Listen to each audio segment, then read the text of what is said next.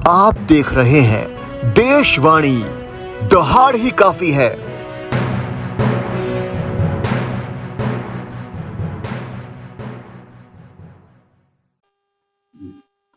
हरे कृष्णा। ब्रह्मा जी को क्रोध क्यों आया था जब उनकी पहली 4 संतानों ने आगे सृष्टि करने से मना कर दिया था और कहा था ब्रह्मचर्य का पालन करके भगवान की भक्ति करें। ब्रह्मा जी को आदेश था भगवान का कि प्रजा आगे बढ़ाइए। ब्रह्मा जी पहले प्रजापति, पहली संतान ने मना कर दिया और वह अध्यात्म में चली गई। तो जब क्रोधित हुए तो उसी समय भगवान ब्रह्मा जी की विभूति से शिव प्रकट हुए। और जब शिव प्रकट हुए रोते हुए तो उन्होंने पूछा, मैं कौन हूँ, मेरा नाम क्या है, मैं कहाँ रहूंगा। तो ब्रह्मा जी ने कहा कि तुम रोते हुए पैदा हुए, उससे तुम्हारा नाम रुद्र है और तुम रहोगे 11 स्थानों में, जिसमें आकाश, धरती, वायु, जल और मन ऐसी इंद्रियां भी थी। और 11 रुद्राणियां भी उनको दी और साथ में कहा कि तुम्हारा नाम रुद्र रहेगा। और कहा कि तुम अब प्रजा बढ़ाओ, क्योंकि शिव जो हैं क्या कहते हैं तमोगुण के अधिष्ठाता देव हैं। तो उन्होंने जब प्रजा बढ़ानी शुरू की तो भूत प्रेत भूत से निकलने लगे और नाना प्रकार के जहरीले सांप, बिच्छू जैसी प्रकृति शुरू हो गई। तो जब ये पूरी पृथ्वी को आप्लावित करने लगी तो ब्रह्मा जी ने रोक दिया कि आप रहने दीजिए, आप त्याग तपस्या में ही लगे रहिए। तो इस तरह से शिव प्रकट हुए थे शिवरात्रि के दिन, और यही दिन आगे चलकर बना हिमालय के पुत्री पार्वती के साथ उनके विवाह का।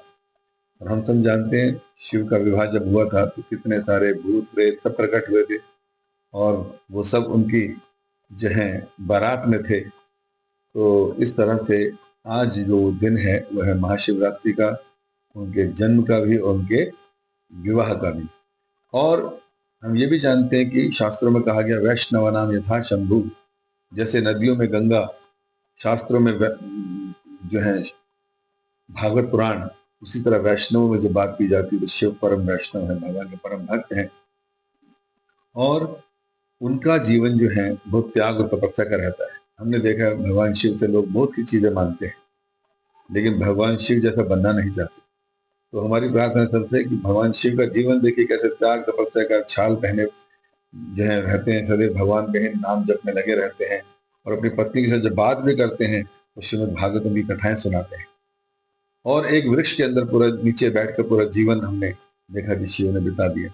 लेकिन जो उनके दास हैं, जो उनके भक्त हैं, वो क्या कहते हैं, भोले की फौज करेगी मौज। और शिव की ऐसी ऐसी प्रतिमाएं बनाते हैं, फोटो बनाते हैं जिसमें शिव चिलम पीते नजर आते हैं। अरे शिव ने तो हलाहल जो कूट विष निकला था समुद्र मंथन से देवताओं को बचाने के लिए उस जहर को पिया था। अगर आप फॉलो करना चाहते हैं तो आप सल्फर साइनाइड पी लीजिए, फिनाइल पी लीजिए। वहां पर वो नहीं पियेंगे, आप वो पियेंगे जिसमें आपकी नियुक्ति हो रही है। चरस पियेंगे, गांजा पियेंगे और शिव को बदनाम करेंगे। शिव जैसे तपस्वी तो बनिए कि किस प्रकार शिव जो है एक पेड़ के नीचे बैठ कर केवल भगवान का नाम गुणगान में लगे रहते हैं। हमने कितनी तपस्या कर ली। तो हमें इस तरह से तपस्या करके भगवान शिव की तरह होना चाहिए कि सिंपल लिविंग, हाई थिंकिंग, कोई मटेरियल पोजेशन नहीं है, लेकिन फिर भी भगवान की इतनी अच्छी भक्ति करते हैं। तो हमें चाहिए कि शिव से मांगे ये वरदान कि हमारे सभी नशे छूट जाएं, हम तमोगुण से रजोगुण से उठकर सतोगुण में आ जाएं और शिव की तरह हमेशा ट्रांसीडेंस में स्थित रहें और भगवान के प्रिय बने जैसे कि शिव प्रिय है। तो आप सबको महाशिवरात्रि की बहुत बहुत शुभकामनाएं। आज के दिन शिव जो है अपने शिवलिंग में भी प्रकट होते हैं तो उनकी पूजा होनी चाहिए, थोड़ा सा व्रत इत्यादि रखना चाहिए, उनसे प्रार्थनाएं करनी चाहिए। हरे कृष्ण।